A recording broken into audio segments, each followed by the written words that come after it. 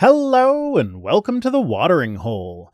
Thanks for checking out this clip. Don't forget to like and subscribe because that'll make the baby Jesus cry, and I know how much you guys love making the baby Jesus cry.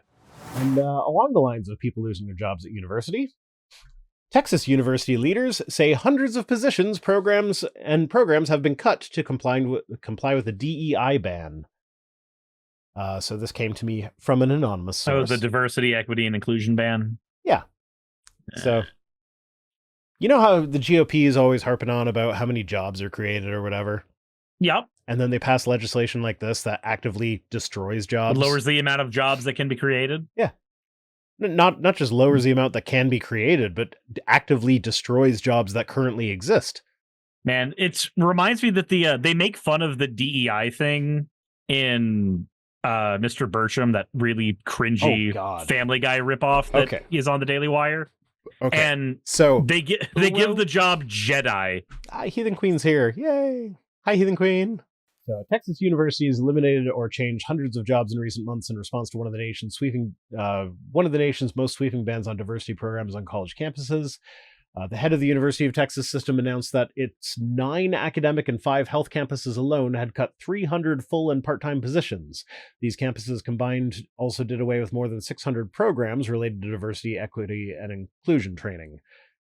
And it's like, this is one of those things where it's like, DEI training is just basically like, don't be racist. Yeah, it's not very hard. Just don't be racist. And like, yeah, sometimes there'll be things where like, if you have 2 equivalent candidates for a job that you're hiring for, one is a person of color and the other is not, then yeah, you hire the person of color.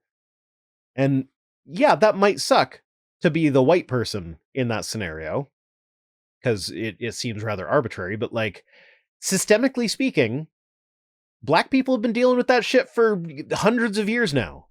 Also, and this is just like a minor tweak to try and make it a little bit better. The argument has always been that, oh, you'll hire somebody who's not qualified instead of the white person. Like, no, that's not what happens. That is not what you remember what they're trying to blame the Boeing shit on DEI.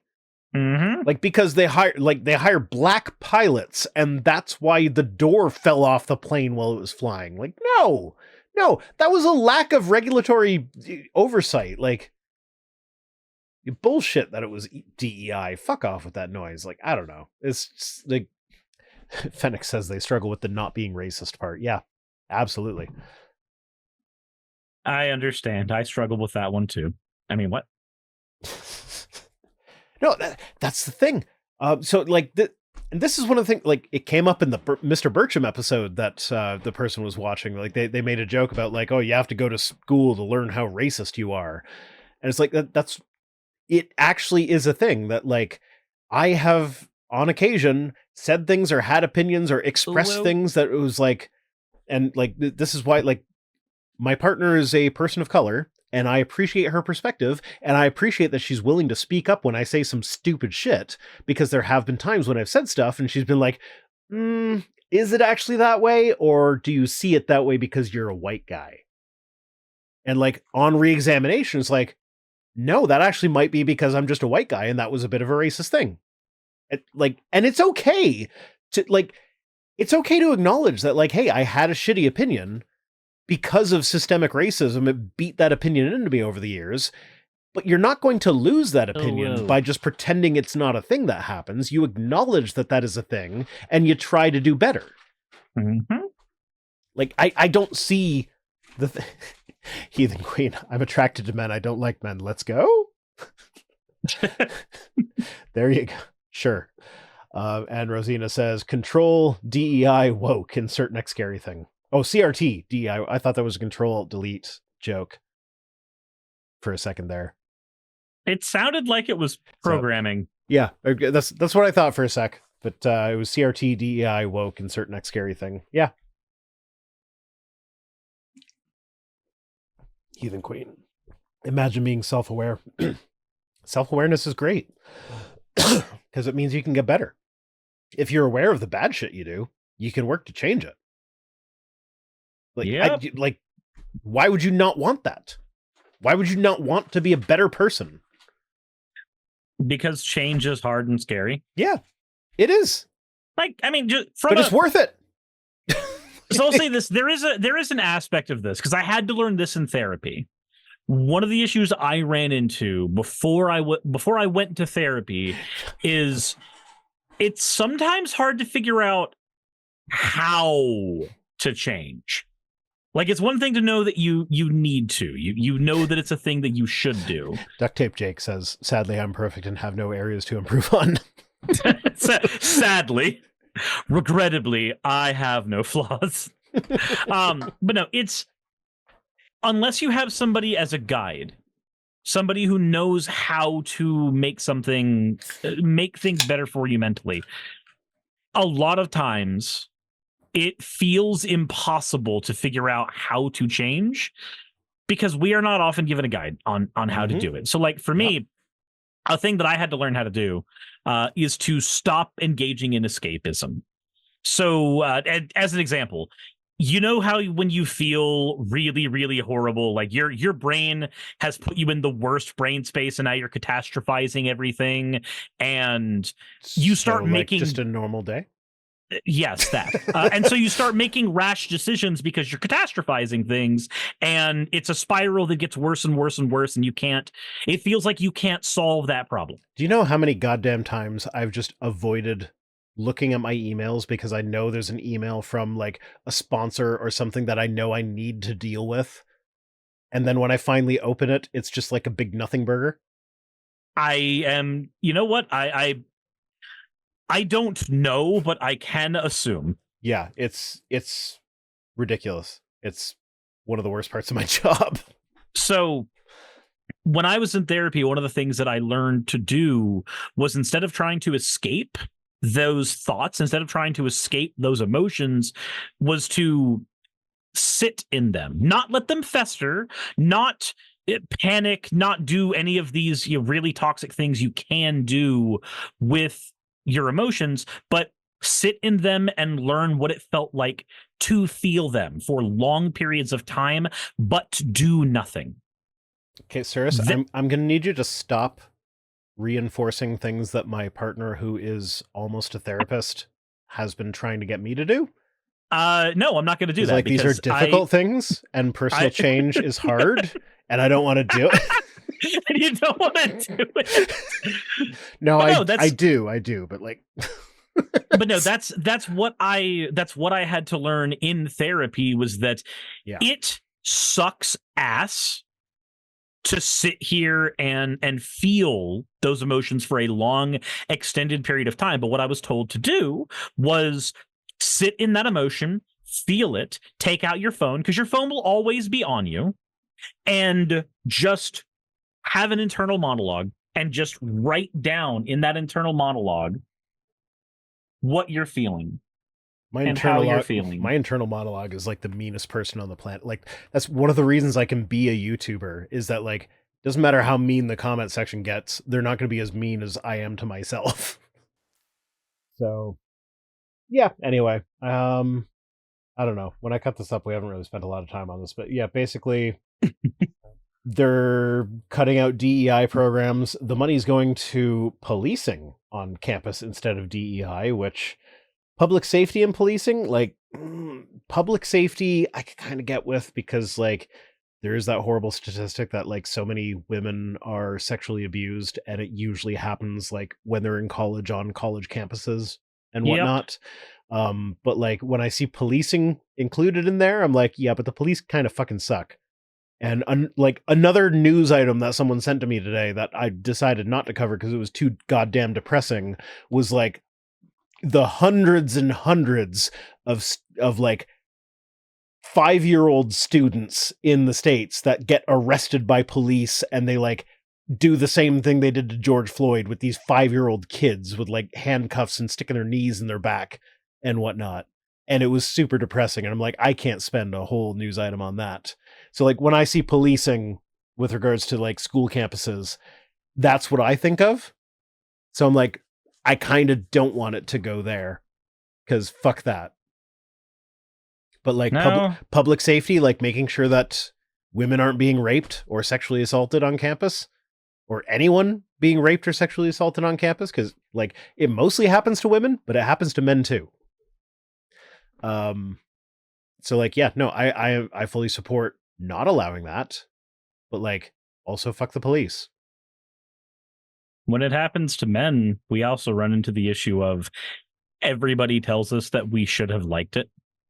Yeah, like it's like, you wanted that to happen, didn't you? Like, no, people don't generally want to be assaulted. Yeah, so I'm thinking back to like when I was a kid. So some of the things, like as an atheist, I've rethought my childhood, like teenage years, not like younger childhood, like old enough to have potentially been sexually active, but like still a teenager. And I'm like, there were opportunities I had that, like, going back with the viewpoint I have now, I'm like, yeah, that could have been a fun time. Like, I don't like regret the choices that I made, but it's like, I was kind of a prude and restricting myself, and I could have had some neat experiences, and like as long as the education was there.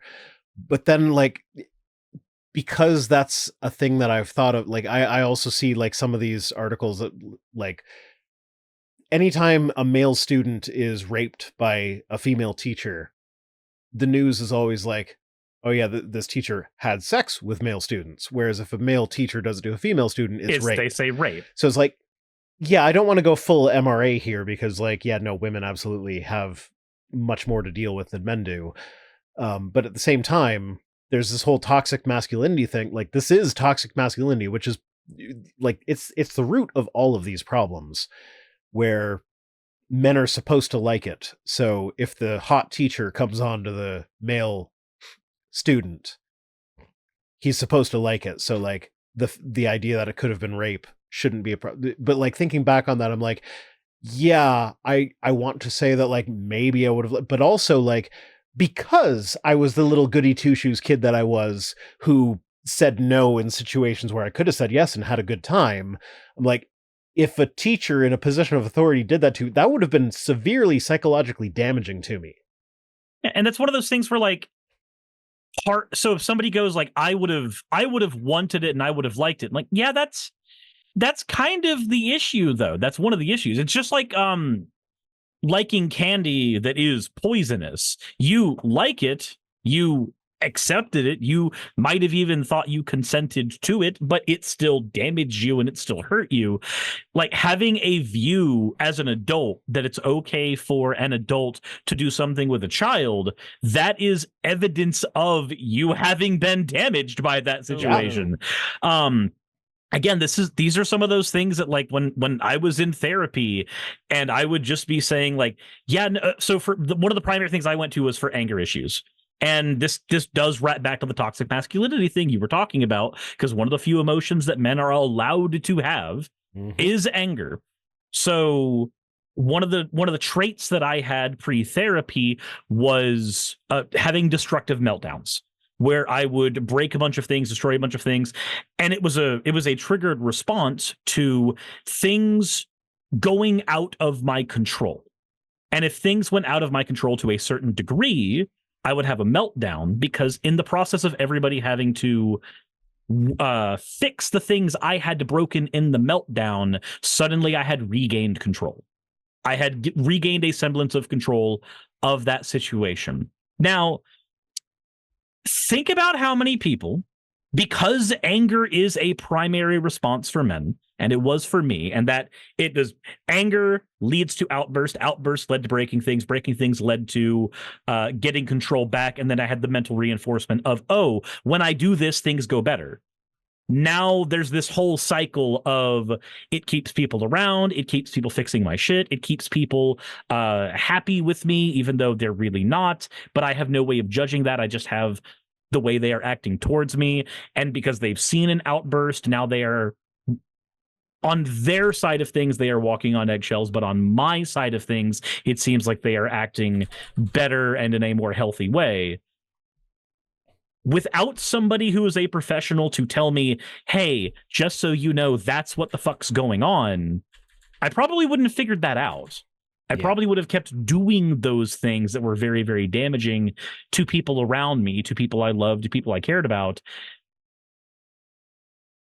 But again, you need to be able to take that time to go see a professional first. And part of toxic masculinity is feeling like, oh, you can handle that shit. You can handle it. And anger is the thing you should be feeling anyway. So it's fine. Just keep doing these things. Mm-hmm. Yeah, it's amazing how many societal issues boil down to toxic masculinity. And like even like stuff in my personal life, like as part of dealing with the emergency that I've been dealing with and being behind on my work and just like the stress of needing to do shit or whatever, I started having a panic attack a little while ago. And like my partner was home, but she was upstairs, like doing something to get ready for the day or whatever. And I eventually, like, I did send her a message being like, I need you down here now. Like, I need support. But like, it was so hard for me to just like say, hey, I need you. Mm-hmm. Like, why is needing someone hard? That should not be hard. Everybody needs someone at some point. So like this is the thing where like this uber masculinity, just be strong, whatever. Like, no, that's harmful to every fucking buddy, including the people that advocate for it the most. It's like, no, it's okay to need help sometimes. It's okay to have support. And like these stupid fucking Christian apologists are like, society needs strong men's. Like, it's like no, the strong thing. Yeah, the strong thing to do is you need help. Yeah, like it took effort to be that vulnerable with someone. Like, that is something that strong men can do, is be vulnerable with the people in their lives that care about them and be real with them. So like, I don't know. And like the whole, like, no, you can't ask for help. That is toxic masculinity. And that's what we mean by it. And it's harmful to everybody, not just women. It's harmful to men as well. It makes it to where we can't seek help. It makes it to where we can't develop close bonds with each other without being antagonistic towards one another. Is one of the reasons why, like, when somebody goes, oh, they're just being guys when they're being, assholes to one another. Yes, that is a part of a lot of male friendships. But there are people who the only way they can communicate that they are a friend with somebody as a guy is to be outwardly antagonistic towards their other friends. That can be an issue, especially if one of those friends is, say, autistic and can't tell the difference between playful antagonism and actual antagonism, and has to have it explained to them every single time that somebody's being playfully antagonistic instead of actually antagonistic. Yeah, that can be difficult as well. Like, it's a fun set of circumstances we have found ourselves in.